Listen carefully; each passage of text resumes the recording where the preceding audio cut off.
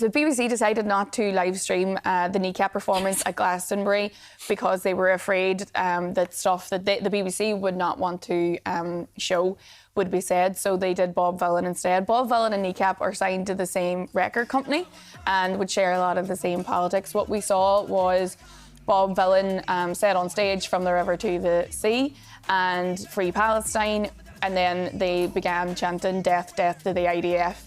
Kneecap, for their part, talked about Mukhtar's case. Liam Ogue said, "I'm a free man," etc. And then Nish O'Carrollin, who's also known as Mowgli Bap, Nish said they were talking about the next court case for Liam Ogue, and then he said, "We're going to start a riot." And then he said, no, not a riot. He said a lot of love and support for Liam Ogue and Free Palestine. Apparently that's under investigation. We should not be getting into this policy now of policing what artists say. This is such a slippery slope to go down. You might not like what they have to say, but this is what music and art is for.